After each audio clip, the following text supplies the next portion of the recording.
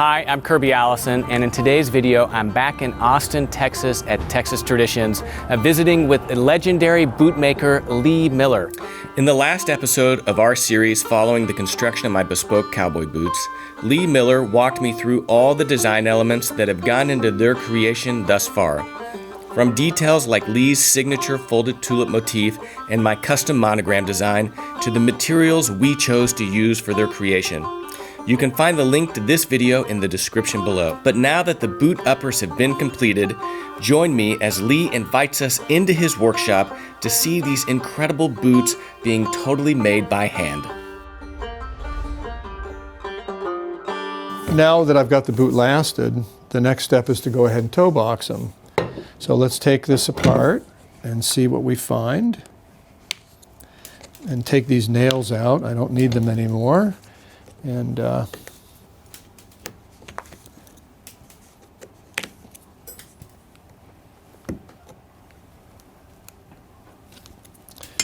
then we'll flip the ostrich back and we'll see how everything turned out. Okay, so now that reveals the side liners and the lining. So the lining is cowhide. This is from the US, and the side liners are made out of kangaroo. And I like to use kangaroo because it's strong but very thin. So it's going to give me a little bit of a structure here on the sides. And you'll see that in shoes too.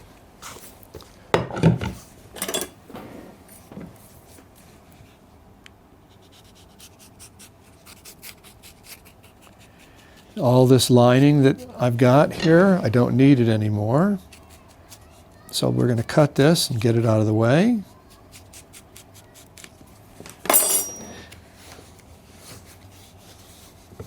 And you'll notice this is the insole, and you'll also notice it's got baby powder on it, and the baby powder just keeps everything slippery. But if I want it to go ahead and to adhere to itself, I have to remove the baby powder. So what I'm doing now is just simply that, just roughing it up, cleaning it up. So after the last was set up, then the insole, this is a German insole, and it was wet and it was stretched onto the last and tacked in place. And then once it dried, which was overnight, then we went ahead and trimmed it. So it's trimmed to the last. And so now when I lasted it around the last and the insole. So now we're showing the insole. And here's our lining. Yeah, number one, it is, as you said, it's shaped to the last, so it mimics the last. But number two, it's leather. And what you see on a factory shoe or some handmade footwear is that they're using a fiberboard here, which is not leather. It's just some type of material. It's just cheaper to use than actual leather. So this is all leather construction. This is a pit-tanned German insole, which I do like a lot. So yeah, I mean, this is going to be comfortable. It'll take the shape of your foot. It'll give you a nice, soft footbed for your foot to rest on. It'll mold to the shape of your foot. You won't get any of that from a fiberboard. Also, another interesting thing is that much like the finer European footwear or Japanese, this has been hand-channeled, so there is no ribbing. So the ribbing is a piece of cotton that's cemented or sewn to the insole, and then they go ahead and they sew to that. So this is not, there's no ribbing, it's all just 100% leather.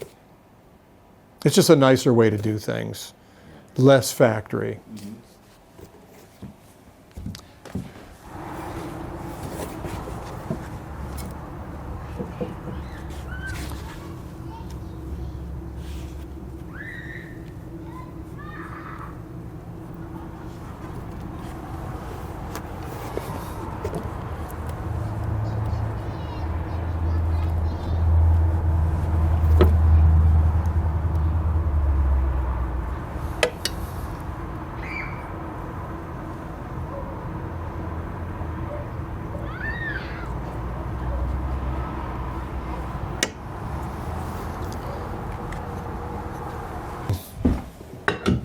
So we've got our liner here, and let's drift this forward. And we'll use these pliers to do the first pull at the toe. And then that's it. No more of those. But then these beautiful narrow pliers will help me do some of the finer parts. And if you notice on these pliers, the interesting thing is that they've got a little hammer. So you can pull and hammer. And the adhesive is what is holding the liner? Yeah, so like anything, there's a million ways to do the same thing. And you could, I think a lot of the makers simply nail it in place. But this works good. I just don't like having all those nails unless I have to. So we'll go ahead and hammer it.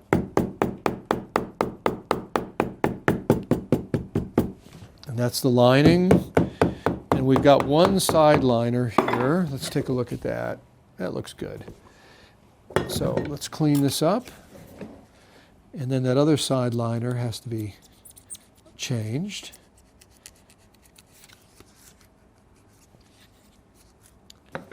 It took a long time before I was comfortable enough with what I was doing to go and change anything.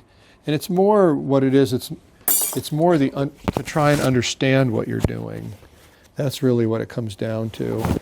And so if you can understand what's happening, then you can change it.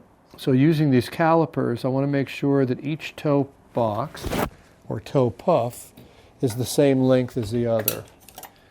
And so what I've done is I've just set it, and now eyeballing the way it should be. And then we'll put this on here and we'll use this as a reference. So we want it straight across.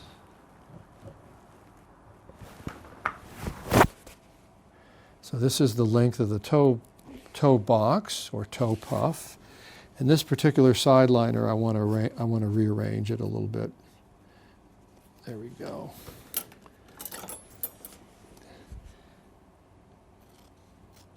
I don't want it too long. So you have to understand what you're doing before you can change what you're doing, and that's really what it's all about.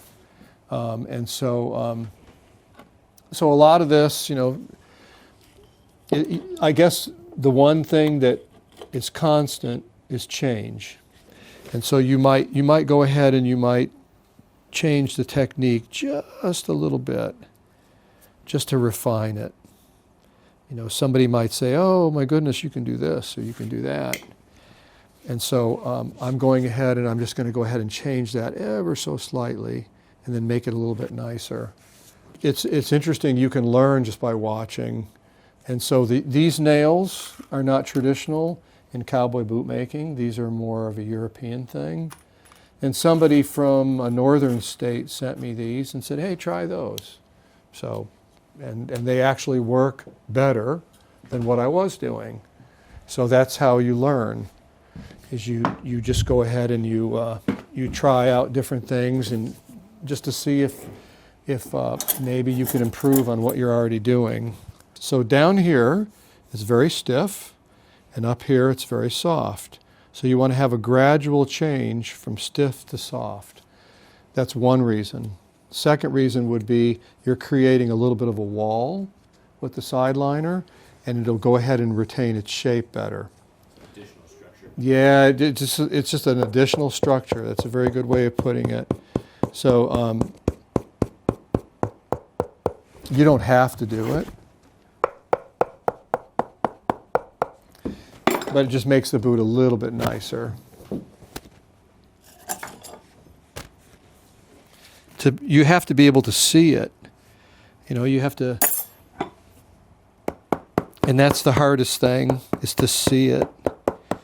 You can measure anything. You can give it a number. Like for instance, the side liner should be a half an inch in front of the toe box.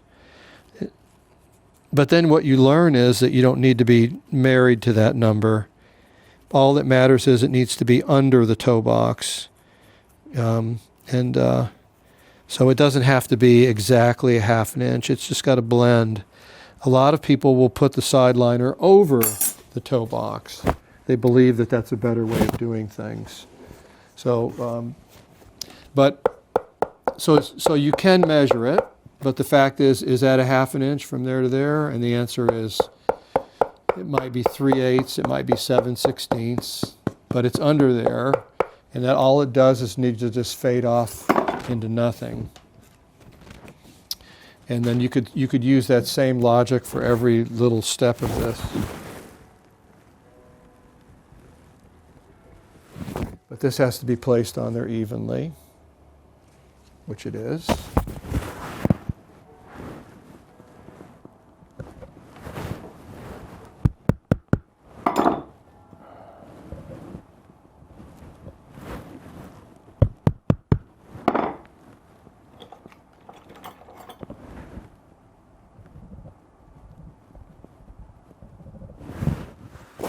And then here, this, you just fold it over, and wherever it touches, you just make a line.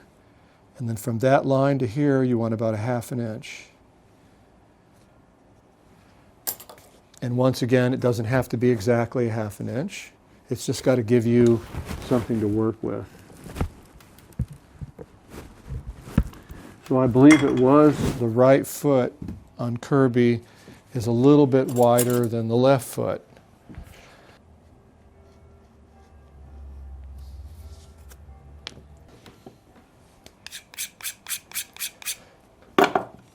So here, Kirby, it's as thick as I want it to be.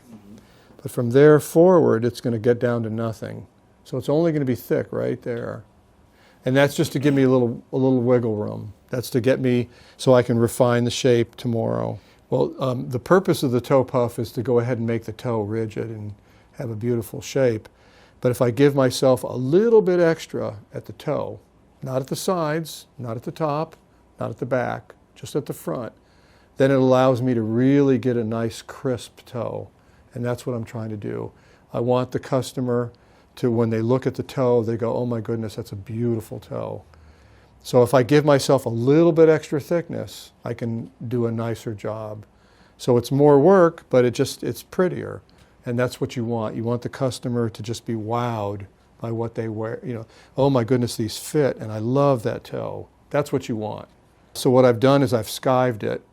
So it's pretty much what, at this point, it's a long wedge.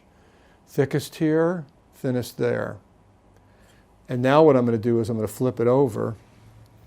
And this area that I'm going to skive, I don't need any of that thickness. So I'm going to remove it. And it'll allow me to put the toe on easier. So if I tried to do it like this, I would have a devil of a time doubling it around the last. But if I remove that bulk, it'll be easy to do. So that's the reasoning behind it. And once again, that came from that shoemaker from Munich, Germany. He said, this is the way that we did it in Munich. And so I tried it, and boy, it made everything so much easier. So if you notice, the knife is going like this.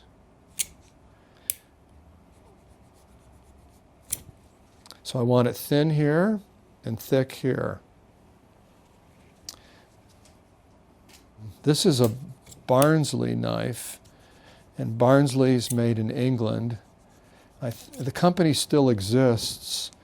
I've had this knife probably, I don't know, 10 years. But I had two of them, and one of them I wore out.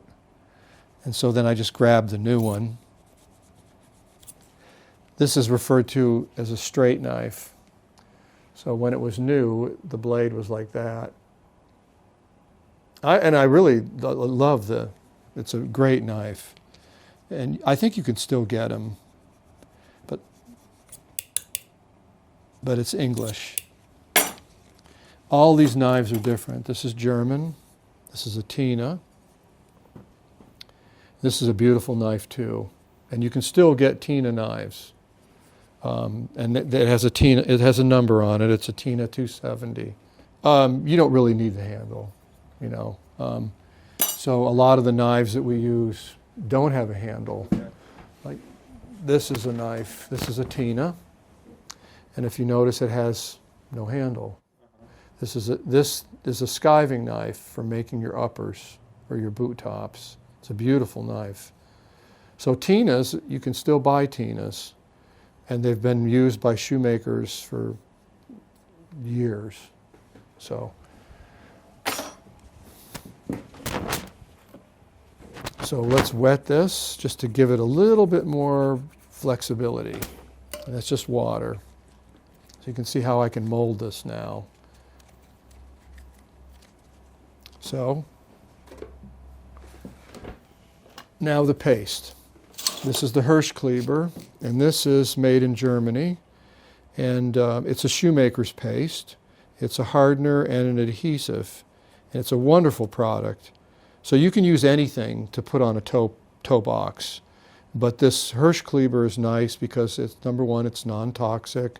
Number two, you can use your fingers with it. It's not going to hurt you. It's not going to hurt your skin. It's basically just paste. And so it works as an adhesive, and it also works as a hardener. And so I want it to help me give that hard toe. And it, you know, it's soap and water will just take it right off. So you can either make your own paste out of potatoes or some kind of a starch, or you can buy a pre-made product like Hirsch Cleaver.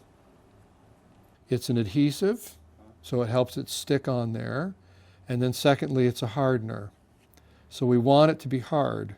We want the toe box to be hard. And the Hirsch Cleaver is going to help us do that. So it has two purposes. One, to stick, and two, to make it hard. If you remember me referencing that guy from Germany, he said one of his jobs was to make the paste for the shoemaker that he worked for, and he said after a few days it got rancid and it would stink, and he hated that job. So yeah, you could make your own paste, or before I was using Hirsch Cleaver, I was using a chemical adhesive, which is very toxic.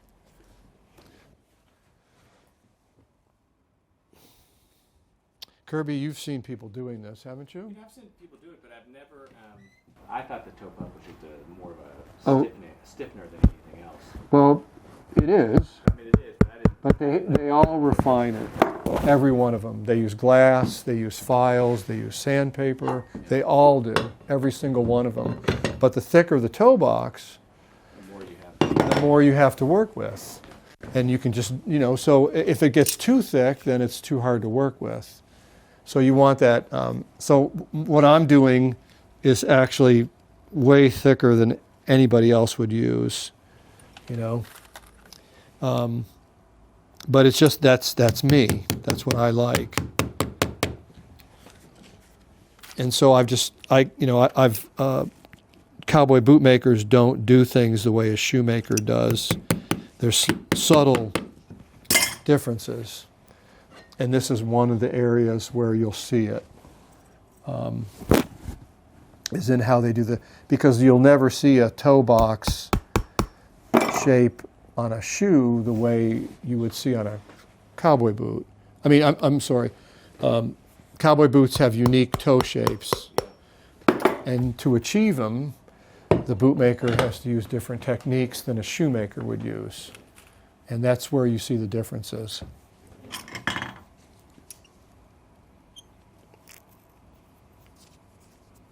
That's, I think, so I started, I think it took 10 years before I started to really, but I had to have the training to get there.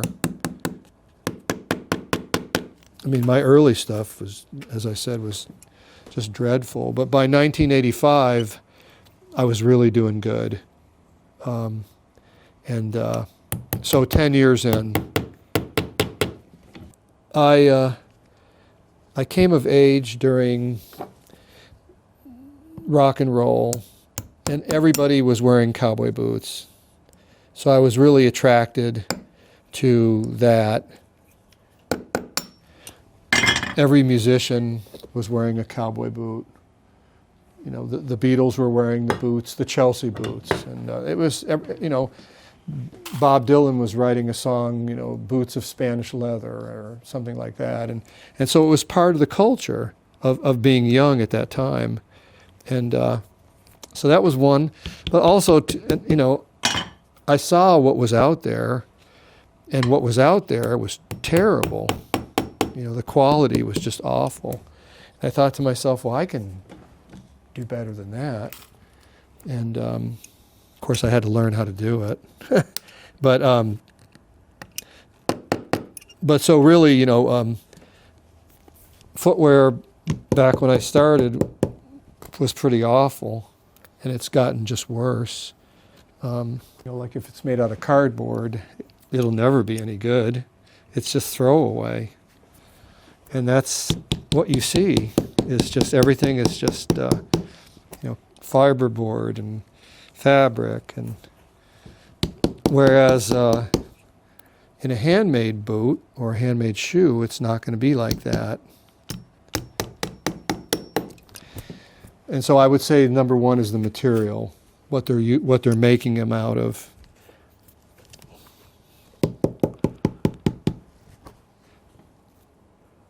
But for me, what I really enjoy is the fitting the foot. Because you can give somebody, I think Abraham Lincoln had 2 different size feet, and they were extraordinarily big. And he could never find anything that fit him. And so when he finally found a bootmaker that could make him something that he could wear, well, then he wouldn't think about how his feet hurt so much. He could think about other things. So imagine the comfort you can give somebody that they would never get, I mean, in a store-bought footwear. And so that's really important.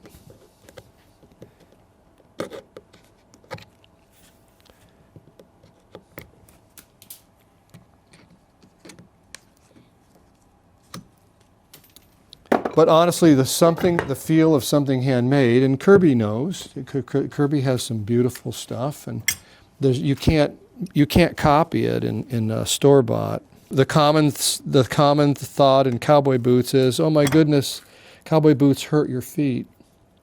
Well, they hurt your feet because number one, they're made badly, and number two, they don't match your foot shape.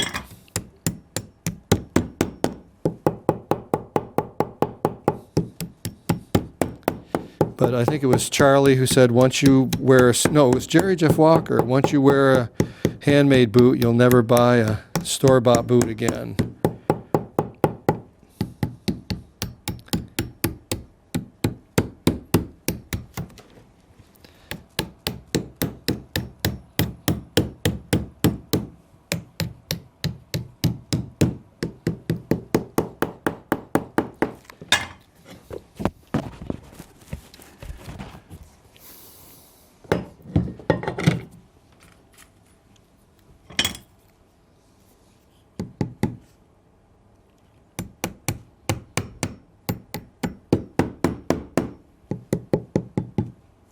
So I had to learn from all these older men, which I did. But so I learned from zero to learn what they learned how to do. So I came at it from an apprentice point of view. They came at it from, oh, this is my whole life, I've done this, et cetera, et cetera. I've had to learn how things, to go from zero to where I am. So I have a good understanding about what it's like to not know anything, and I have a good understanding about how to teach, because I had to learn. I said, oh, why does this work? Why is what he's showing me work? Why does it work? And so I've had to learn that, and so when somebody comes along like Charlotte, I can go ahead and I can just, I guess you could say, cut to the chase. I could make it very concise. very, this is, I came at it from an apprentice, from somebody who knew nothing, from an apprenticeship aspect of things. And so it wasn't cultural. I had to learn it from nothing. And so because of that, I have a good understanding about how things should be taught. Charlie's father and grandfather, he was, I think, a 5th generation maker. So that was his earliest memory, was watching his family make shoes and boots. And I think Charlie said he made his first pair of boots when he was, I don't know, maybe 10 years old. And by the time he was 14, he had left home with his toolkit, and he was traveling the country, going from shop to shop, trying to learn from every place he stopped, to whoever would hire him. So he ran away from home at the age of 14. And so he was really an itinerant shoemaker, bootmaker. And so he literally went all over the country learning. Charlie Dunn was 77 when I met him. So I was 23 and he was 77. I mean, at that point in time, I had 5 years experience, which is nothing compared to, I had 5 years of bad training. And so from Charlie and from his crew, I got good training. So even though this toe is still bulky, it's already starting to take on a pretty shape. And then tomorrow, I can go ahead and refine it and make it crisp and pretty. I can look at the side profile. I can look at it this way. I can look at it from all aspects. I'll drape the vamp around to try and get an idea of what the finished toe is going to look like. I'm going to use a contour gauge on it. This will be my first one. This is the master. And this, because this foot is a wider of 2 feet, so it becomes the master shape. So this will be the first one I do. And then when I get that, I'll record it, and then I'll also make the left match it. So you always want to have one that you do first, and you always do the widest one first. You wouldn't want to make the mistake of doing the narrowest foot first, because then how are you going to make the other one match?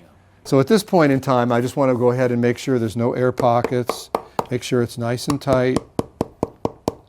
And you can hear when it's tight.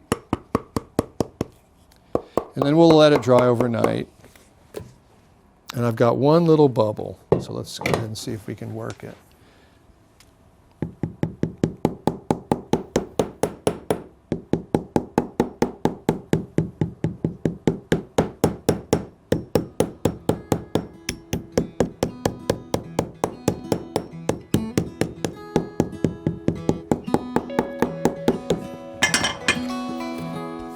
Done.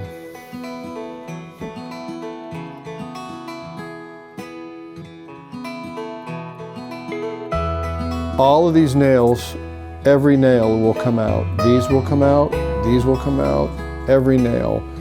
This will all be sewn from the heel seat, and the shank will all be hand sewn in one operation. And the second operation will be sewing the forepart, welting. Yeah, our boots come back. I get boots here that were made in 1978 that come back, and they're still in good shape. And so, yeah, we routinely fix everything we make.